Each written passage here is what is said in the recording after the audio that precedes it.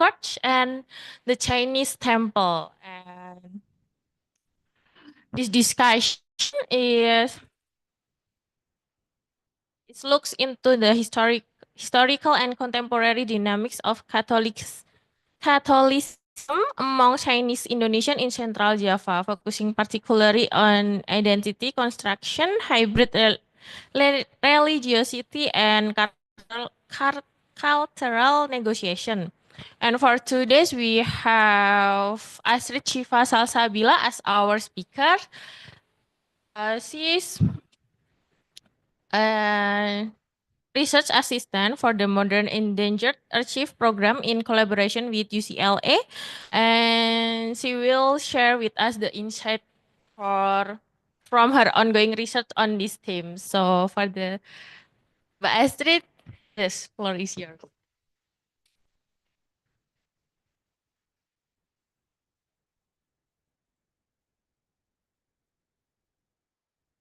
Yes. Okay. Okay. Hello, everyone. I found that you are look so quiet. Can I call you again, everyone? Okay. Have you eaten yet? No. Why don't you? No, but don't worry if you're still hungry or haven't got your lunch. CRCS is generously provides you with some snack. So during this sharing, you can still find some snack in front of the class. So I also would like to welcome the audience on CRCS YouTube because yeah, this is online, right? It's also online. Yeah. Okay. Yeah. Don't forget to take your lunch as well. Would you prefer me to stand up or sit down? Okay. Okay, so I would like to thank CRCS for the opportunity for me to share about my research, thesis research in Muntilan regarding the Chinese Catholics. So for people who haven't known me yet, my name is Astrid. And currently, I just graduated from Center for Religious and Cross-Cultural Studies in UGM, just like a month ago. Yeah. And today I would like to share with you about my research, my thesis research regarding the Chinese Catholic in Mundan. So because I prefer to make it more interactive. So if you have any question or you have any opinion regarding about this topic, just raise your hand or just in on the YouTube, you can show your opinion and question. Okay. Okay. Okay. So have anyone ever been to Muntilan? No? Okay. Yeah, so Muntilan is a small sub-district in the southern part of Central Java, Indonesia. And for the Catholics in Indonesia, particularly in Java, this area was historically famous as the first Catholic mission in the island. And it is well known as the Bethlehem Vanja.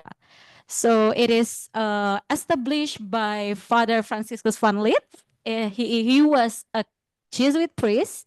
So Jesuit or the Society of Jesus is one of the Catholic group that consists of priest and brother, and he started to work on Catholic mission in Java, and it started in Muntilan.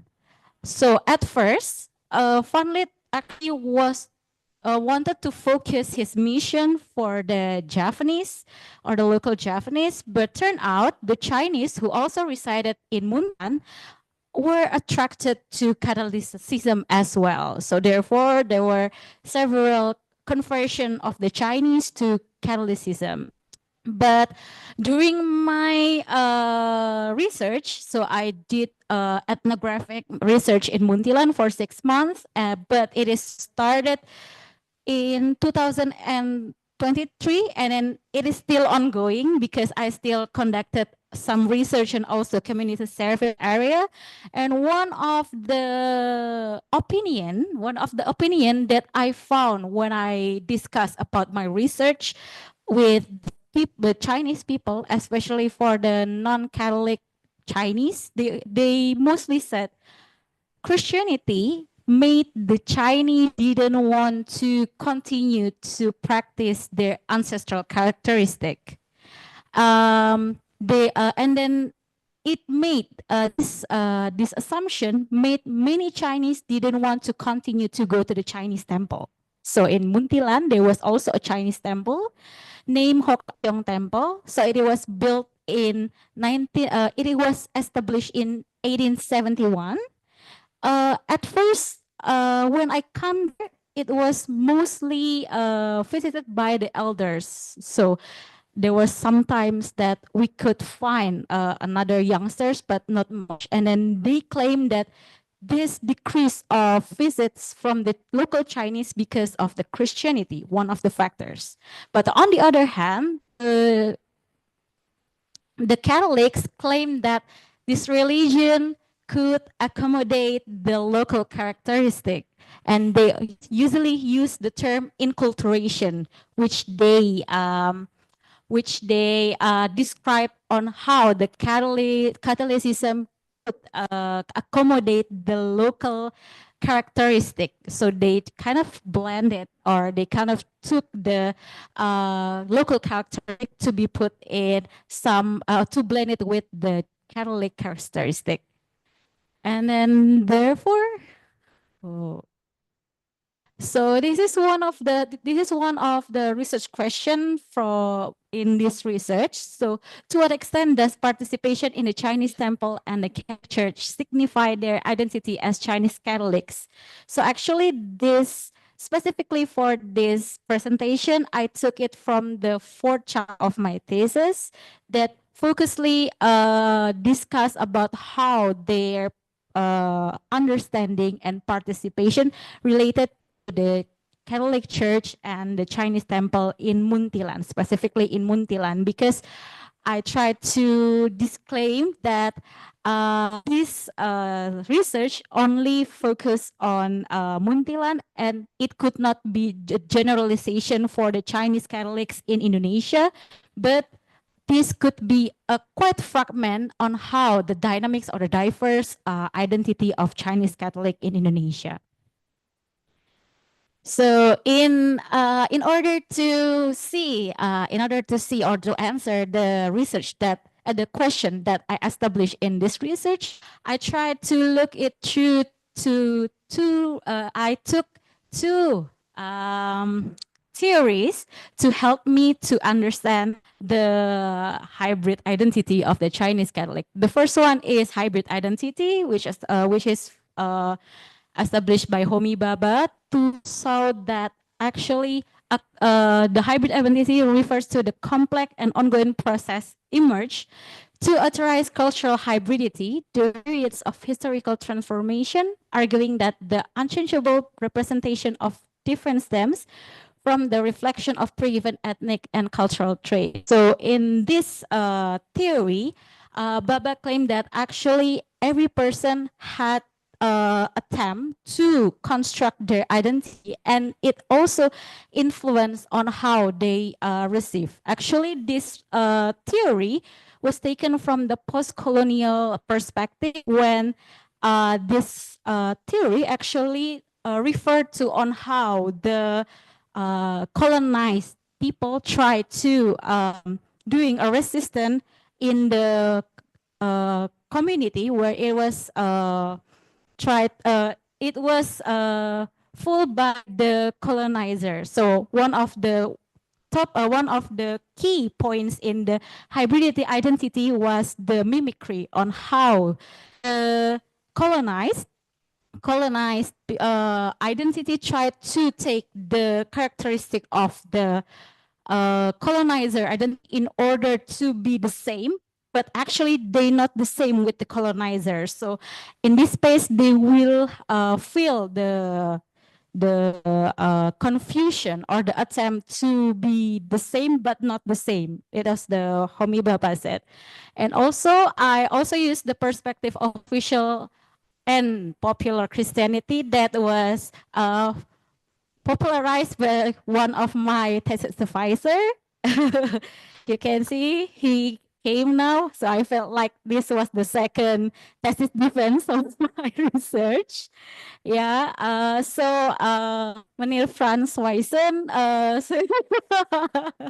yeah, so I took his perspective to see, to understand this Chinese Catholic identity through the official and popular Christianity, where he emphasized that official enculturation refers to the official Christianity, sorry, refers to the church's official teachings dictating the process. The enculturation, it refers to how the attempt to synthesize the difference, for example, in this case, the Chinese and the Catholic characteristic, while the popular Christianity emphasized the synthesis of local tradition and Christianity. So in this research, actually, I did not use the term culture and religion. Rather, I tried to make it, I used the term characteristic. So because in my research, I believe that this term of religion and culture have like the power relation, but therefore in this case, to make it more quote unquote neutral, I try to use the characteristic, because in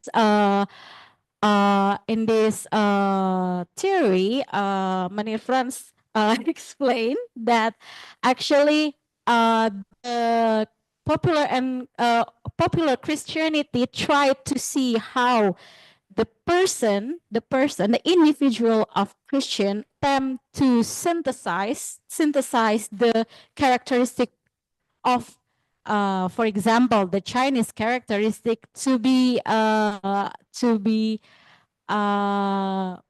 have the synthesis with the Catholic characteristic. And sometimes this type of popular Christianity considered as heretics, or did not accepted by the whole church. I mean, like in the institution. And then for this research, I specifically choose Muntilan as my research site because I found that this location have a significant location for the church history, specifically the Catholic history. And actually, my research does not limit this site. I mean, like, sorry, temple and also the church, but also the whole community of the Muntilan, especially the Chinese Catholics, because research, I live in Muntilan for 6 months. I attempt to live and then also engage with the local community, specifically the Chinese Catholics. That also does not limit in the temple and the church, but also in the community. For example, there was a time that my interlocutors invited me for prayers at home, or like we had a pilgrimage to several places. But in this place, this is where the spot that I found or met interlocutors, most of my interlocutors, but it did not limit the membership of them. For example, I found interlocutor A in the church, but it did not limit that his membership was in church. So the first one is the Klenteng Hot Angkyong, or the Chinese temple, Hok An Kyong Chinese temple, which was established in 1971. So actually, Hok An Kyong was a Tridharma temple. So Tridharma was some kind like uh, how I this is try a little bit tricky to explain a kelenteng because actually a kelenteng was not under a religion, but it was the teaching of three teachings, tiga ajaran. Most of my interlocutors said that kelenteng was a place for tiga ajaran, which was Confucianism, Taoism, and Buddhism. But interestingly, actually, PTITD, or the Association of Tridharma Temple, was under formally was under the Buddhist office in the Ministry of Religious Affairs. So I think Mas Revan, who who discussed about the Tridharma Temple, especially in Munti, could give more detailed explanation about that. And then also the second one is the Gereja Santo Antonius Padua, or the Saint Anthony Padua Catholic Church, which was established in 1891. So actually there was two year that I tried out because there was a difference between the recognized date of the establishment of the church. Many of the parishioners of Muntilan claim that the church established in 1894, but the Archdiocese of Marang claimed that the church was established in 1897. So, and then until now, the church are managed by the Society of Jesus Priests. So, and then in the record, statistical record of the church in 2022, there was 440 Chinese parishioners from 2,908 parishioners in Muntilan. So it was the biggest ethnic group in Muntilan after Javanese.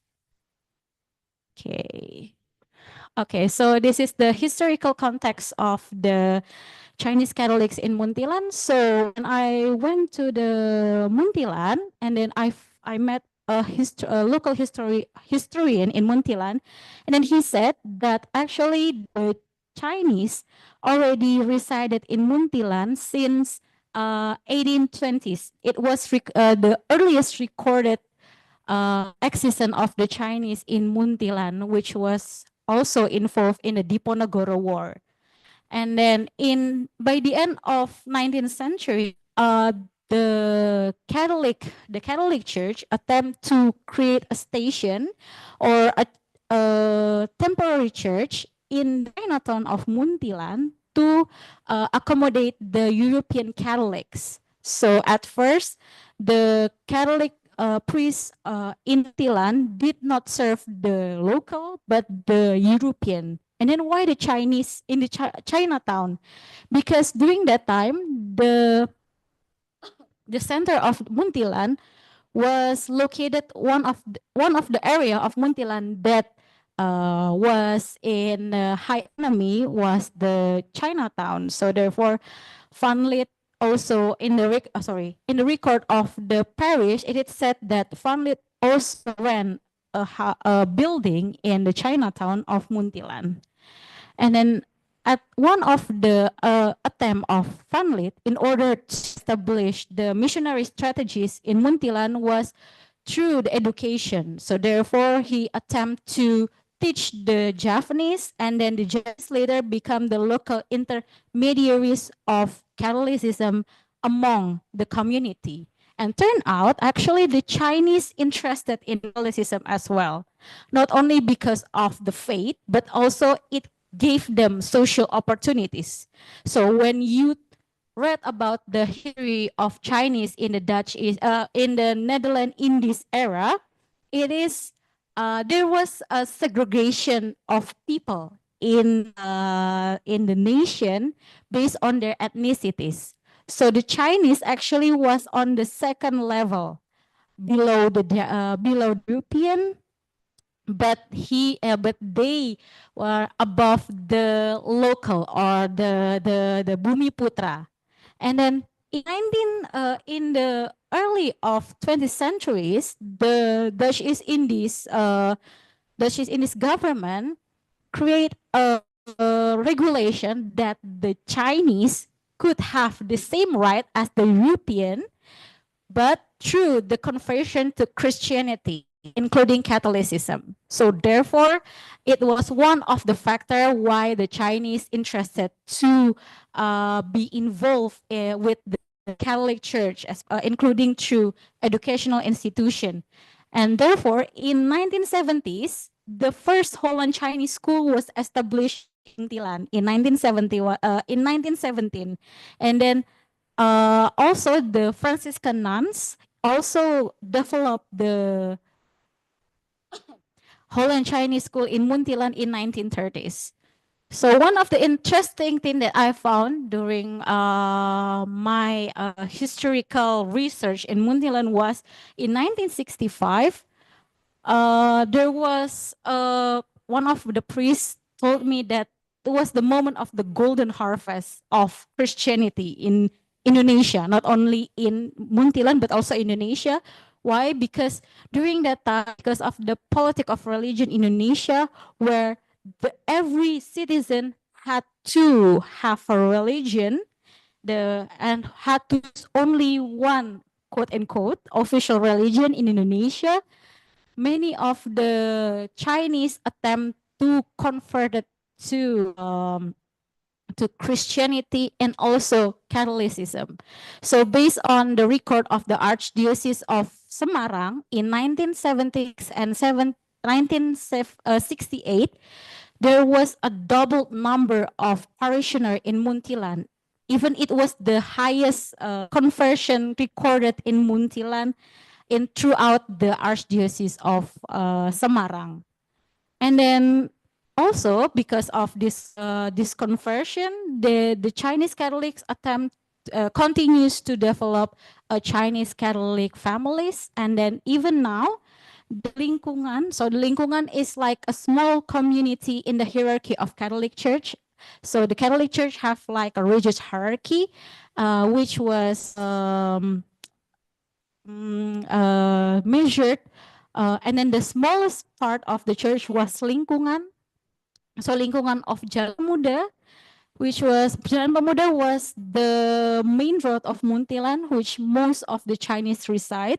It also became the center of the Chinese Catholics in Muntilan. So when I came first to Muntilan, and then I told the people that I wanted to do a research about the Chinese Catholic, they always referred me to go to the Jalan Pemuda or the Pemuda Street. Okay, so as like I've already discussed in earlier, that many of the Chinese Catholics, not only, sorry, so many of the Chinese Christians, not only Catholics but also the Protestant, does not come to the Chinese temple regularly, and then the non-Christian, both Protestant and Catholic, claim that the church teaching that made them did not come to the temple. Well, but what I found throughout the research, actually there was many reason for the Chinese Catholics interlocutors on why they did not come to the temple. Even there are several Chinese Catholics that also participated in the temple, but most of them always said that their participation only limited to the helping, membantu. They never said that they were the member of the temple, but they said that they only helping in the temple. And then one of the reason many of my interlocutors said that the temple was viewed as the exclusively only for the Taoism, Buddhism, or Confucianism. Despite when when I did my research, the temple member said that it was open for any kind of religion, and also any kind of ethnics, not only limited for the Chinese. So when you are interested to go to the temple, it was really accessible for you to and also pray to there. And then, so the constructed view of the Chinese temple was only for Buddhists, Taoists, and Confucians. Also, uh, developed through history. The first one because of the politics of religion in Indonesia. So actually, the Chinese teachings, the Confucianism, Buddhism, and Taoism, did not have I mean, like in the mainland, they did not have the framework of religion like we believe in Indonesia. For example, we see that in Indonesia, we see that religion can only, I mean, like every citizen only can have one religion. So if you are, for example, like me, if I was a Catholic, I cannot be a Buddhist as well. But actually, in the mainland, they were more fluid. But it did not.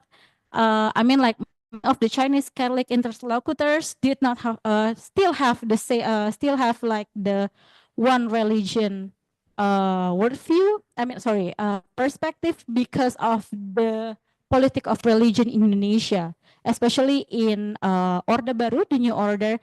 They the Chinese characteristic was really restricted. So, in order to save them, I mean, like to be safe, they attempt to did not involve with the Chinese temple.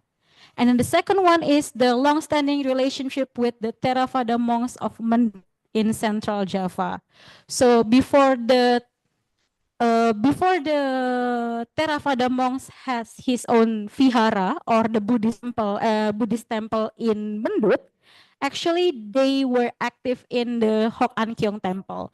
So many Chinese Catholic interlocutors related to the Chinese temple limitedly for the Buddhists because it was, I mean, like it was seen as a Buddhist because of the active involve of the Theravada monks in the Chinese temple. But when I talk with many Chinese Catholics interlocutors who were active and also frequent going to the temple, there was a personal agency that played a significant role for them in participating in the Chinese temple. So the first one is because of the personal experience related to the Kongchos and Makchos. So actually, Kongcho and Makcho was the deity in the temple, and I mean, like the Chinese, most of the Chinese found that this Macho, so for the woman deities, Kongsho was are the male deities, and then they related them as their ancestor with higher power. So when they came to the temple, and then they said that actually I went to the temple because I want to pray for my ancestors. So it is also related to the value of filial piety. So filial piety was one of the teachings, one of the values in the Confucianism views that found that the children have to be obedient or to be obedient to the parents and vice versa. So the parents also have to take care of the children. So this actually did not only limit to the live, but also to the deaths. So therefore, many of the Chinese Catholics interlocutors show that the participation in the temple as for the filial piety acts. The second one is per understanding and practice. So it was interesting to find that there was an interlocutor that I found that I met in the temple, and then she said, so she was the younger generation. She was born in 1990s, and then she said that actually this my family frequently asked me to go to the temple, and then I frequently prayed in the temple. I did not know exactly how I should pray, and therefore she prayed with the Our Father prayer. So Our Father prayer is like the main prayer in Christianity, or doa Bapa kami. Yeah. So in front of the Kongshos, for example, this is Macho Kwan Im. So in front of the altar, with the in the temple with hios or the incense, she prayed with the Our Father prayer. Why? Because she felt like um she felt like it was that's not necessary on how you pray, but this is how I pray to my ancestors.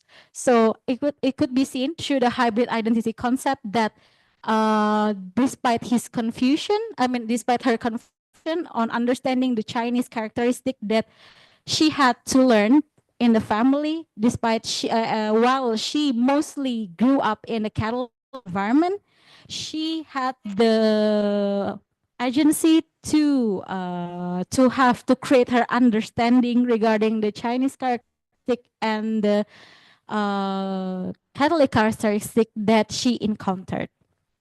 And then the last one is personal familiarity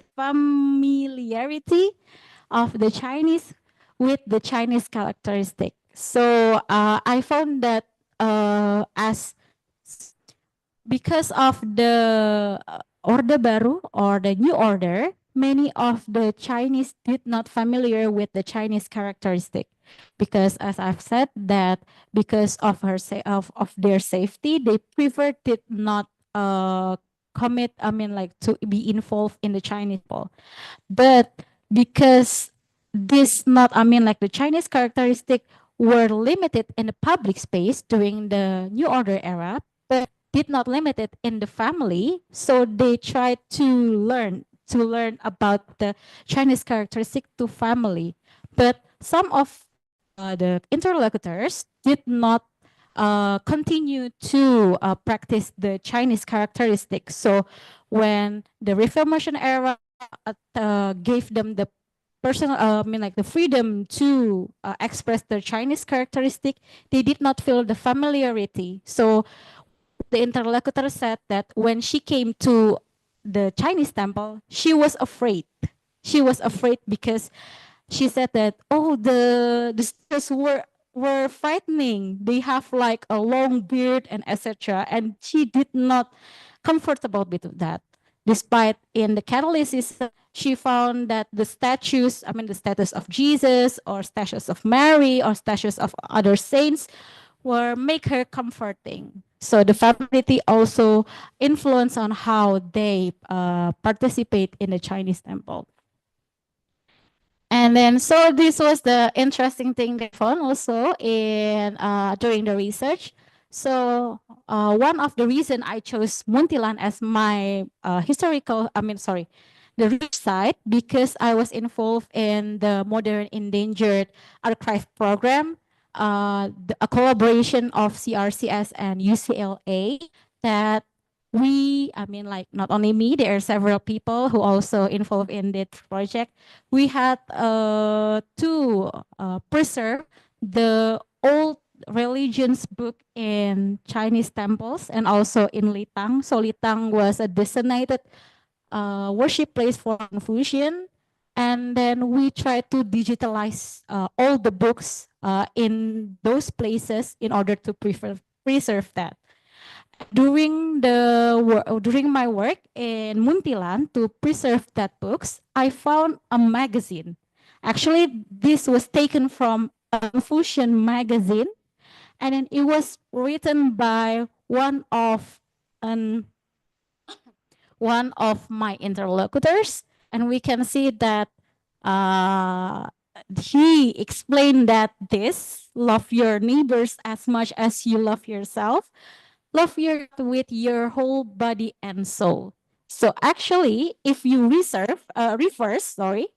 refers these phrases, actually was similarly the same with the Gospel of Mark in chapter 22.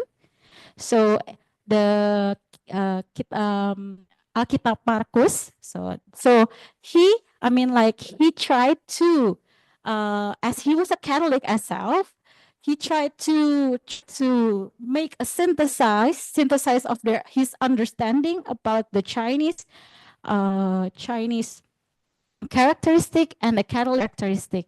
It was interesting because although he was a Catholic, he was also appointed as the Confucian representative of FKUB.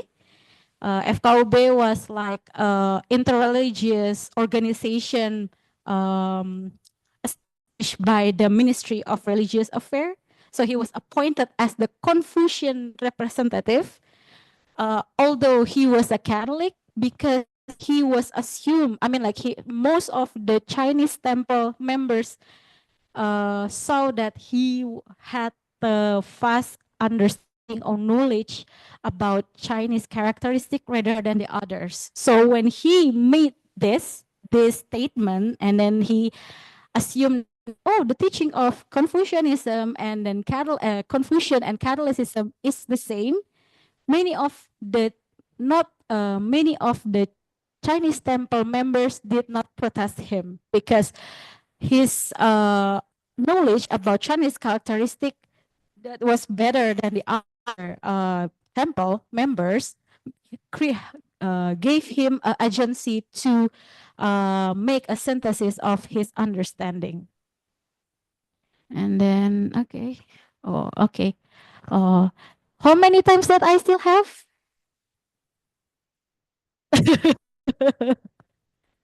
Ah, apa? Sorry. Ah, sorry. I didn't really hear. Okay, okay, yeah. Okay. So, yeah. Okay. Okay. So actually, I have a video, a glimpse. So actually, I was focused on more on the Chinese temple side during the previous explanation, but I tried to focus now on the nation about the Chinese Catholics participation in the Catholic Church through the Chinese New Year Mass. So I have a short video. Actually, it's quite long, but I tried to play it a little bit to show you a glimpse how the Chinese Catholics in Muntilan made a celebration of Chinese New Year Mass. Oh, wait. Wait. Wait. Um, wait.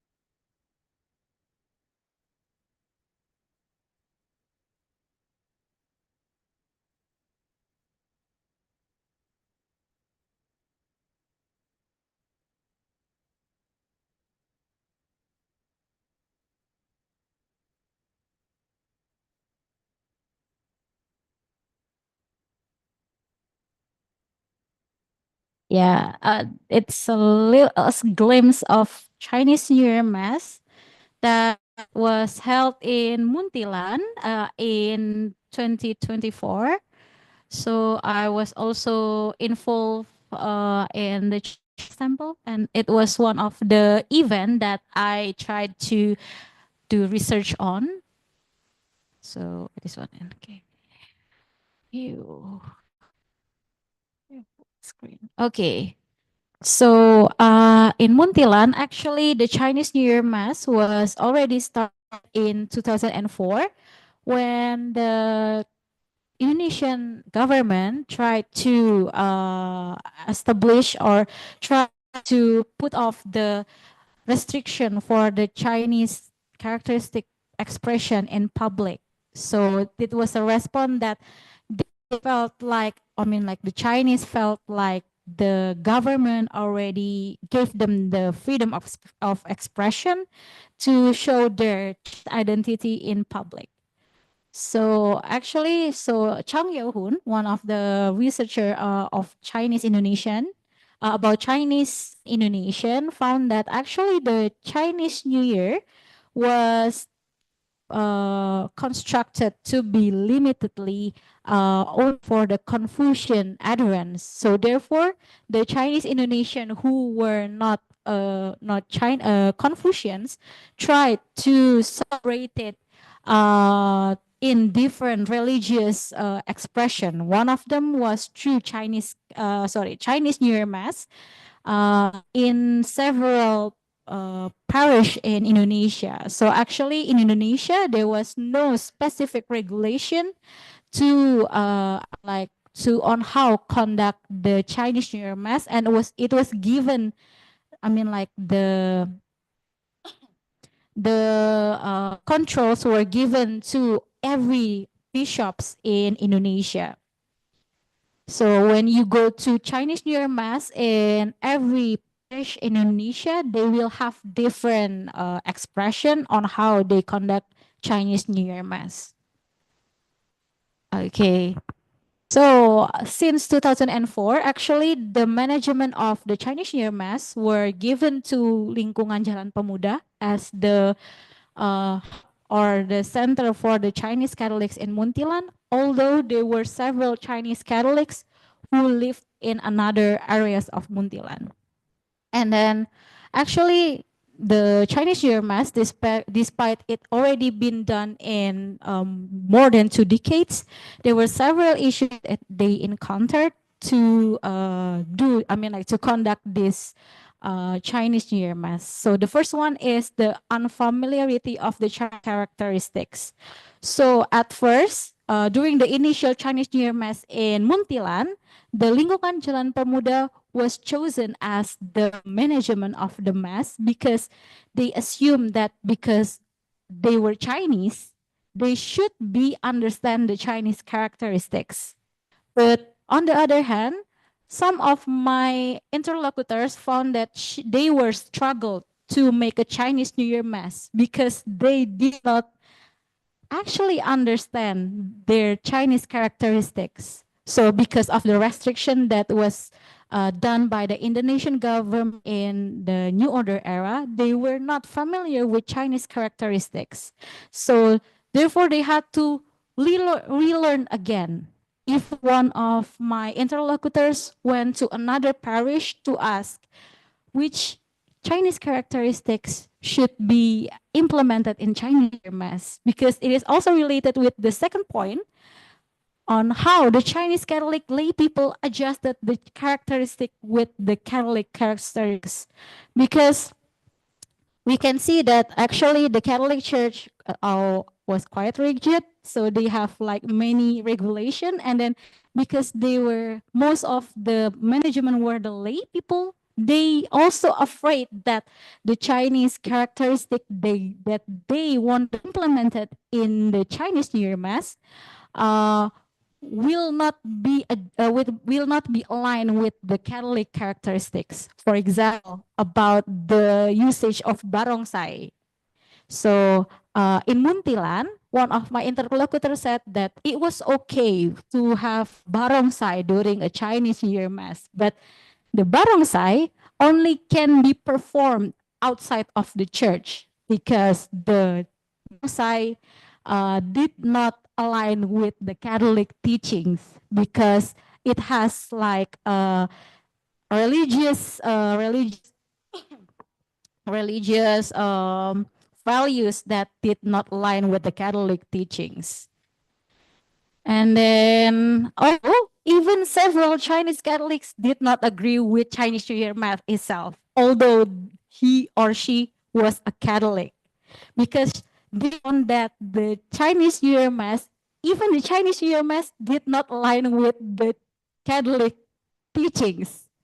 They found that one of the interpreters said that actually I did not really okay with the Chinese New Year Mass because it was not in the liturgical Catholic date. So actually, there are several masses that was there is required by for the Catholics, for example, like Easter or the First Friday, and etc. And then he found that because it was not I mean like taught in the church teaching, so it was not really necessary for the church to hold Chinese New Year Mass. Even one of the interesting thing also found actually, despite the Muntilan was known as the parish that tried to use Japanese characteristic, some of the Japanese Catholics did not agree with Chinese New Year Mass. But why it was also still existed in Muntilan? So one of the agencies was the sufficient financial background of the Chinese Catholics. So the Chinese Catholics in Muntilan were known as the most they had the financial good financial because most of them were traders or the merchants, and they were known as the groups in or individuals who like to give offerings to the church. And even during the Chinese New Year Mass, most of the money came from themselves. So they give the money for the church, and then in order to help the Chinese New Year Mass. Although this financial support also became a debate among Chinese Catholics. Why? Because they felt, I mean, like some of the Chinese Catholic felt like the Chinese Catholics who give the money should not only participate in the church through the money, but also have to be involved, like for example, in various role in church lay people roles and etc. But some of the Chinese Catholic claim that this financial support should be seen as a religious acts, because without money, the church cannot be performed as well. And therefore, I tried to saw this. I mean, like to take this picture. Actually, it was the picture of a lady who came to the Chinese New Year Mass who were given by Ang Pao. So this is Ang Pao. This is was also known as one of the characteristic that could be found during Chinese New Year, not only Chinese New Year Mass, but Chinese New Year. And it was one of the things that made the Chinese New Year Masses in Muntilan were full of parishioners, because it was the only time where the parishioners got money, got money, but not because of they tried to quote unquote bribe, but it was the characteristic that could be found in the Chinese New Year. And also one of the support of the Chinese New Year Mass because of the involvement of Chinese descent priests and Chinese minded priests. So one of the interlocutors said that the Chinese New Year Mass in Muntilan was initiated by a Chinese descent priest, and then because of that, the Chinese lay people tried to continue the Chinese New Year, even when when the priest was moved to another parish during the Chinese New Year Mass, the Chinese lay people in Muntilan attempt to invite the Chinese descent priest to lead the masses, and also the Chinese minded priest. So actually, during my research, the priest who was the head of the parish was a Chinese minded priest, which means that he was graduated from Hong Kong, and then he ever went to several Chinese majority parishes in Indonesia, and then therefore he was well known as a Chinese minded. So interestingly, when we had the meeting for the Chinese New Year map preparation, the priest, who was actually a Japanese, gave the majority during that time the committee were all Chinese Catholics, but the Chinese, I mean, like the Chinese Catholics did not really understand the characteristic that the priest told. So, and then when I asked them about the Chinese characteristic, and then one of them ever said that, uh, I said it in Indonesia, sorry. Saya nggak berani ngotak-ngatik misa Imlek, perintilan misa Imlek, soalnya Romo X lebih tahu. Although she was a Chinese Catholic. So therefore the Chinese disciples and Chinese minded priests had a quite significant role on how the Chinese Catholics tried to understand their identity as Chinese Catholics. And then the conclusion, the identity of Chinese Catholic is not a singular image, as every individual considered a Chinese Catholic had their personal dynamics and expression to construct it. It also depicted how Catholicism is experienced in everyday life and apprehend with the local characteristics, which beyond the church doctrines enables lay people to express their personal religiosity. So we can see that even in Muntilan itself, construction, I mean, like the expression of Chinese Catholic identity is different with one person to another person. And then also we can see that actually the Chinese Catholics does not always follows the church rule, but it also show how the diversity of expression of Catholicism in everyday life. So perhaps that all that I can say, but please, if you have any suggestion or opinion, let's share together. Thank you. All right, thank you, Mbak Astrid. So if you want to ask or share your thought, please raise your hand. Anyone?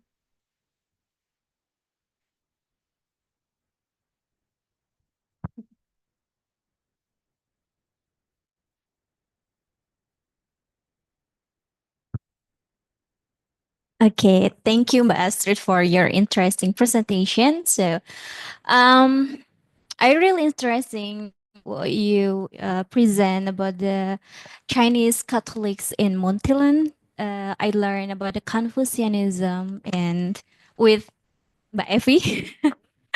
Yeah, so as we know that the Confucianism experienced it, the many dynamics and also experienced it, the bitter period during the um, New Order era. They oppressed to convert into another religion and and erase their Chinese identity into local and erase and change their name instead. So uh, my question is how actually the religious contestation, as you said before in your slide, that and Muntilan is only Buddha Dharma and also Catholic or church itself, as how the religious contestation in Muntilan that conduct Chinese community.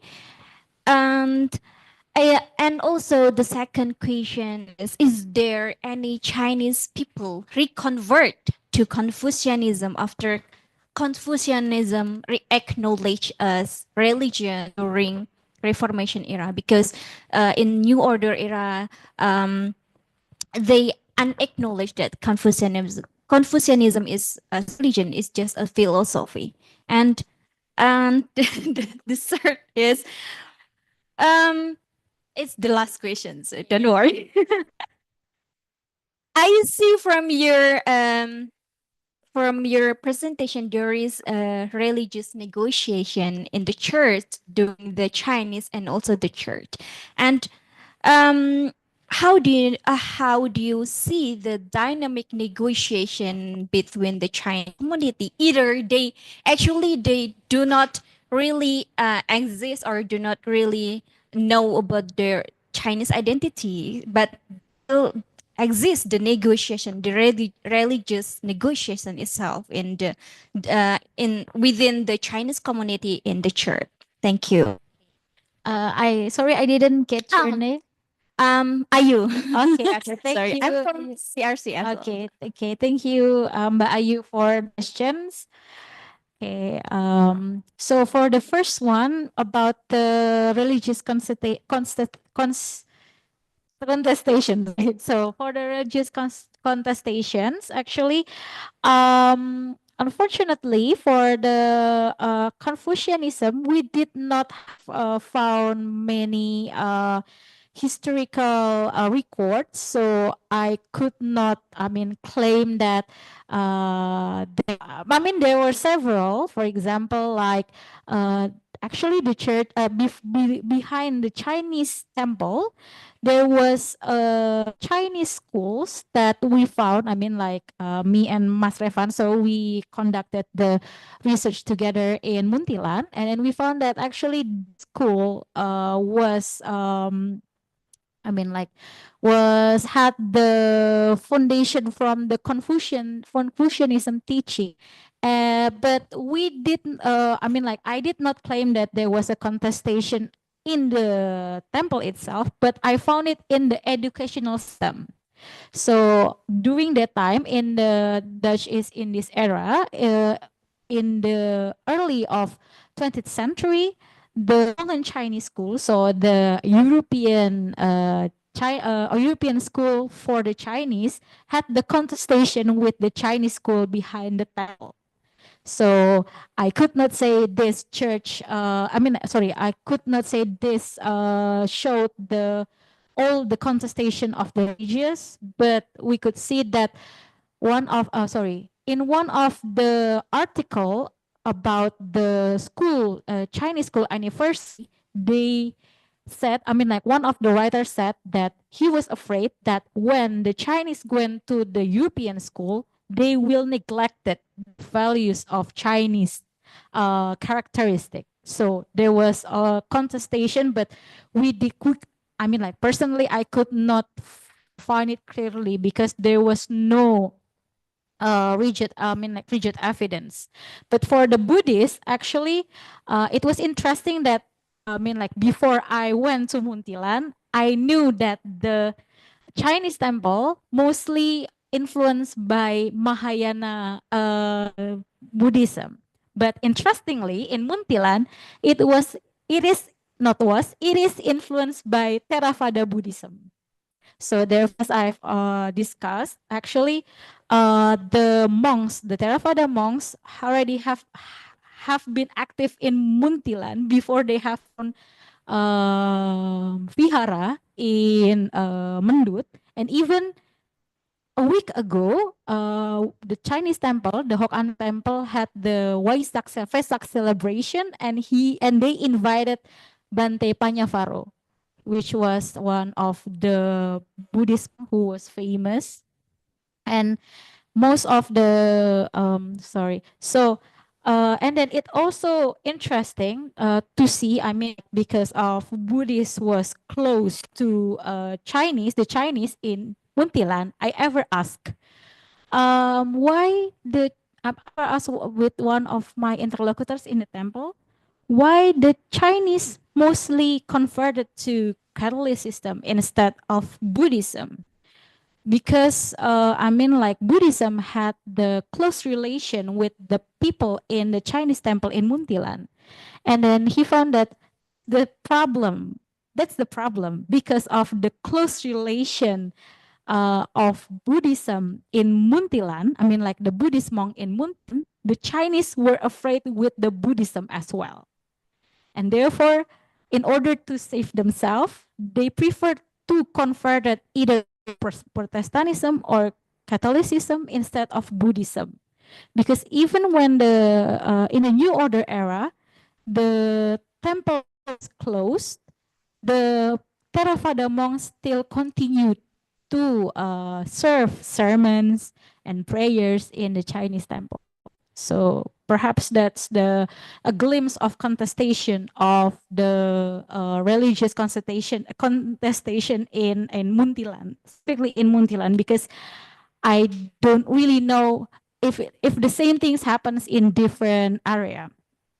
And then for reconversion to Confucian, actually, I even did not know how much Confucian adherents in Muntilan, because unfortunately, when you see the statistical records from Badan Statistik, ya, Pusat Statistik in Magelang Magelang Regency, yeah. Unfortunately, they did not record how many Caucasian in that area. So in the column, they were only record Islam, Protestant, Catholic, Buddhist, Hindu, others. So I mean, like, because we are a researcher, I mean, like, based on the data from the government, I myself cannot know how exact number of the confusion in the area. But when I ask some of temple members, they said to me that there were several confusion in the area, but they did not give me the exact number. They just said, "Oh, Pak ini, oh Pak ini," but I could not. I mean, like, I could not verify whether they were Confucian adherents or just Confucianism learners or followers and etc. I cannot verify that. And then the last question, sorry. Oh, oh yeah, the negotiation. Okay. Yeah. So actually for I mean, like, in this presentation, I limitedly discuss in the institutional level. But actually, in my third chapter, I mean, like, in my third chapter of my thesis, I discuss it more personal level. So actually, despite I mean, like, despite the Chinese New Year Mass become one of the significant symbol, quote unquote, constructed symbol for the Catholics community, actually, in the personal level, they were more diverse. For example, one of the things that the Chinese Catholics converted to Catholicism in Muntilan, because they claimed that the Catholicism allowed them to continue practicing ancestral characteristic. For example, when one of my interlocutors said that during that time, she asked his father to convert it to Catholicism. And then, oh, no, not father, grandfather. And then the grandfather said that, yes, you can, you are allowed to convert to Catholic, but not Protestantism. Because when you convert to Protestantism, you cannot do praise for your ancestor in Chinese way. Yeah. And then therefore, when during, I think a day before Chinese New Year, I was invited to her house. She and her family set up an altar for their families. And then we prayed like I ever found in the Chinese temple. And then she also said that we also prayed to several ancestors that actually did not relate directly to our family, because for example, like aunt and uncles, because their kids and their grandson and grandkids were Christian, so they're not being prayed by their grandchildren. So therefore, in order to respect the aunts and the uncles, we also prayed to them during, like, for example, Changbeng, and then before the Chinese New Year Mass and etc. So I mean, like, one of the interesting thing that on how they try to construct the Chinese Catholic identity because of their respect with the, and also, I mean, like, in the Catholicism, we also had several prayers specifically for the deaths, but for Chinese Catholics, they continue to do it the Chinese way, and there are several Chinese Catholics who only did the Catholics prayers, like, for example, through masses and etc. Is there any question? Okay, thank you. Is there any question?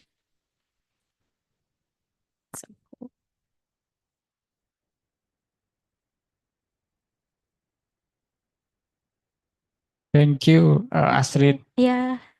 We've been conducting research in the same place, but Yeah. I still have many things I miss Yeah. in Muntilan that you have achieved the experience. Okay. I just want to say that temple is not the only one where the Chinese customs is preserved.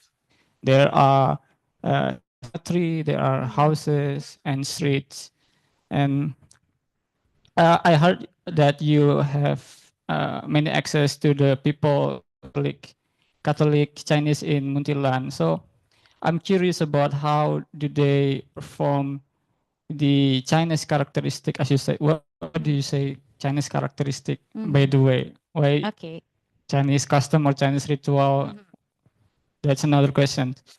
How often they perform the Chinese characters, like taking care of the altars of their ancestor, displaying the amulets, or praying every first and fifth month. How do they still preserving that rituals in their home, especially those who are Catholics, lay people? And that's the houses. And then again, we have a Chinese cemetery. Do they still using the standard of a Chinese funeral in burying their relative? That's thank you. Okay. Thank you, Stefan, for the questions. So because of the limitation of time, also, I mean, like, for limitation of time and to present all what I found, so I did not, I mean, like, explain much about some issues, like, for example, the characteristic that is conducted in house, in cemetery, and etc. So I want to highlight as well that actually the characteristic that I refers is to make a neutral term, to, I mean, like, to relate it to, for example, like rituals and then tradition, etc. Because I found that the term, for example, the one that mostly used during, I mean, like, mostly used or by my interlocutors were religion and culture. And in this research, in my perspective, I wanted to make it more equal. So therefore, I used the characteristic. So second one, on how they, for example, practicing their Chinese characteristics. it was because I used the hybrid identity, so it also related on how they conduct the Chinese characteristics. For example, there were several Chinese Catholics who did not continue to practice the Chinese characteristic. For example, the prayer during the 1st and the 5th of the month in the Chinese calendar. But there were also several of them who will continue it. Even I found a Chinese Catholic who still have a altar of Kongcho. I forgot, it's the deity. I think it was the deity of fortune in their house. So they still every day they still serve tea and also drink to the deity every day, because they have a personal altar of the a god in their house. So there are even several. I mean, like, there are Chinese Catholic who still preserve that. So I could not say that all of them did not commit or still commit, but in my understanding, in the hybridity identity, it showed there was a spectrum and a diverse of Chinese Catholics identities. Even, for example, regarding the prayer for the ancestors, they have. I mean, like, each of them have a different ways of that. I mean, like, for example, like you said as well, I took the case of Cheng Beng, a good case of Cheng Beng. So Cheng Beng actually is a designated date in the Chinese calendar to pray to the ancestors. So in the day of Cheng Beng, I also went to the Chinese school. There were several Chinese Catholics who prayed there because they found that it was quite complex to make their own altar. So therefore, they went to the Chinese temple to do the prayers, because they felt like it is the same if you do it at home. And then in the afternoon, I was invited to pray in a home of a Chinese Catholic, to pray with for the ancestor with their altar at home. And then in the evening, I was invited in a mass, a mass which was held by a Chinese Catholic family. And I completely did not see anything that I found during the Chengbeng celebration in the temple, even at home. So it was like purely, quote unquote, sorry, quote unquote, purely Catholic mass. There was no mention of Chengbeng. There was no the incense that usually used by the Chinese to pray to the ancestor. There's no definitely there's no things like that. So in a day, I mean, like, in one celebration, I could see the hybrid identity of Chinese Catholic, especially when it talk. I mean, like, in this case, regarding on how they pray, they respect the ancestors or the deaths. If you have any question, you have any further question? Thank you. Okay. Sorry, it's cold, so cold here. Yeah, I agree. Yeah, many thanks for Okay. your presentations. Mm. I'm interested when you use the word interlocutors. The Mhm. first thing is that, and the second is about the characteristic. Mhm. Both of them is actually interrelated. Mhm. If we, so there is a difference as far as I know, there's a difference between respondents and interlocutors, Mhm. and not all respondents become interlocutors, and vice versa.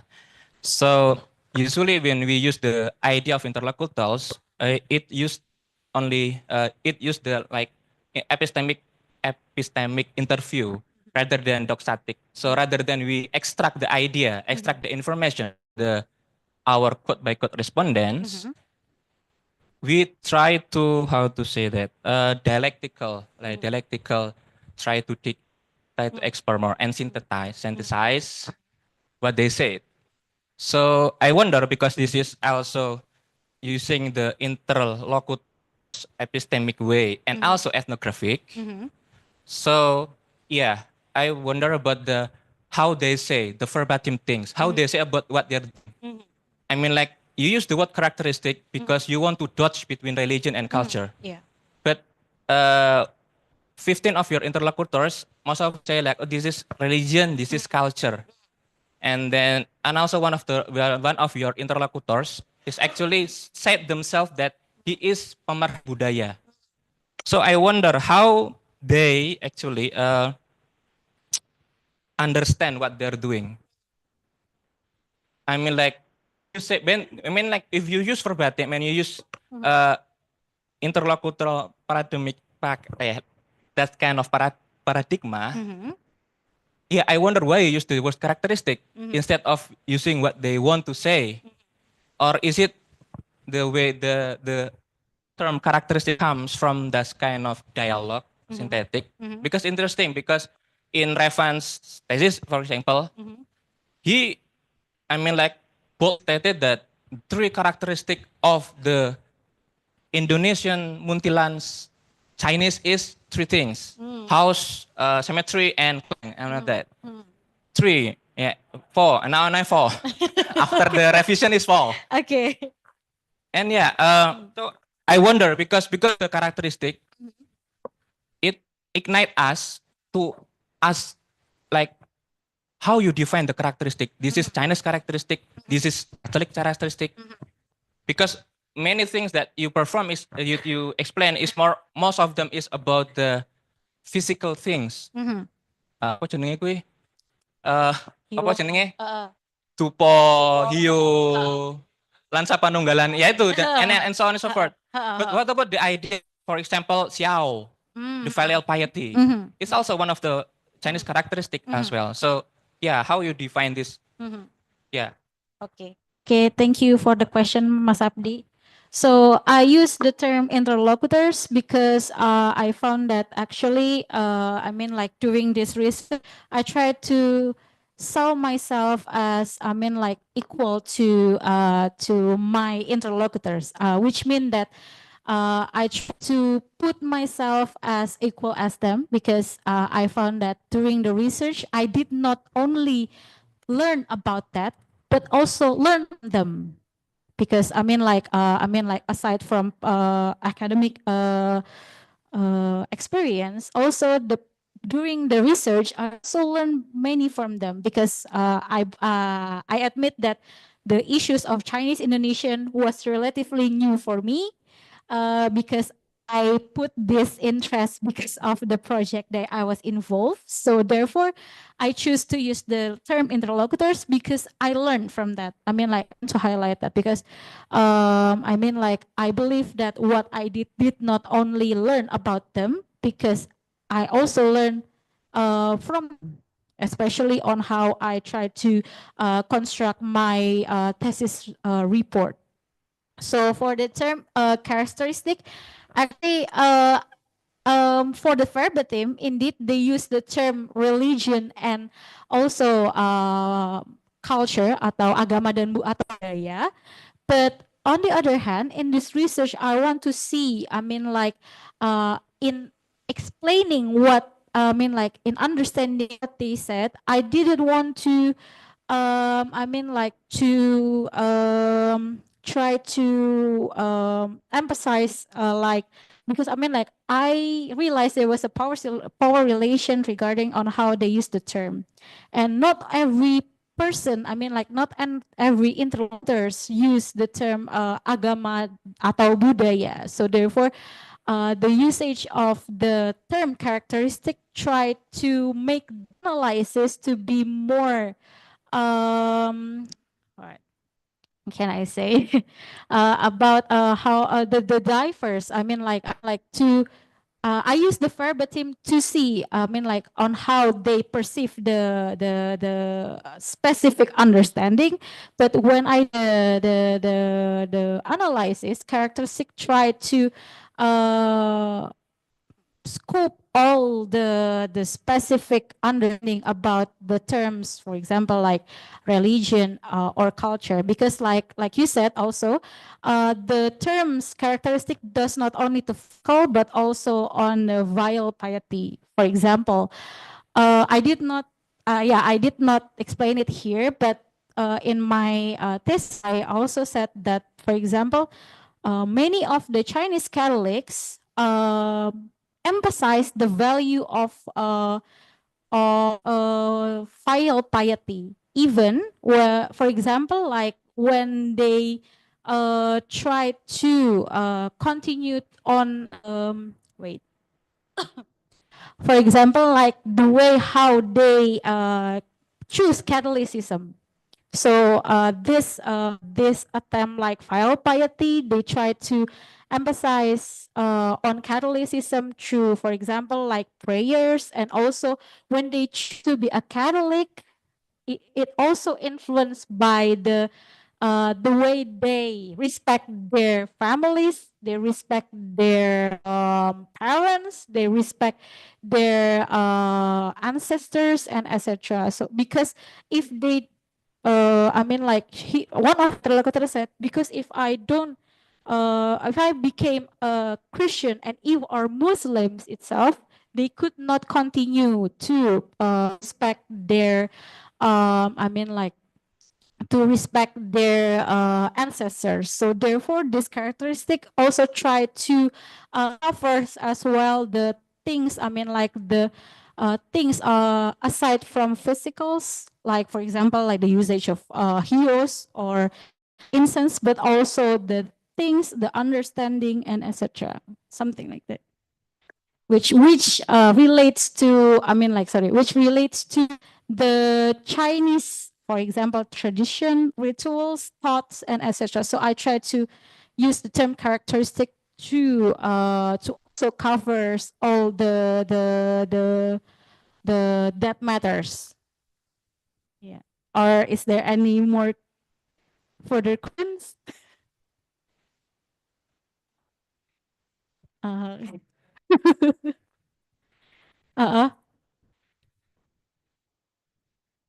Mm-hmm. Mm. Mm-hmm. Mm-hmm. Yeah, because even the terms religion and culture, I mean, like in the case of my interlocutors, also became my focus on research. So therefore, in order to try to be focused on I mean, like doing research on that terms, therefore I try to use the term characteristic to be more, quote unquote, more uh outside to, I mean, like to see on how I try to also analyze these two terms that usually used by my interlocutors. Yeah. All right. Is there any question for?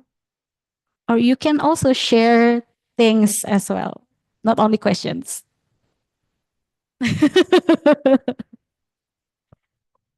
All right. Is if there are no questions, so I think that will be our end of discussion today. So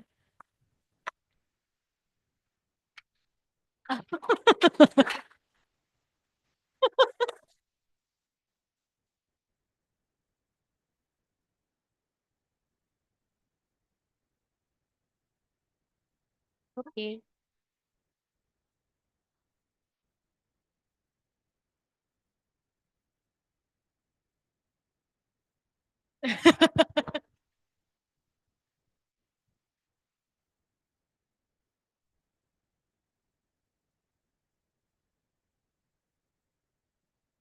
All right. Thank you, everyone.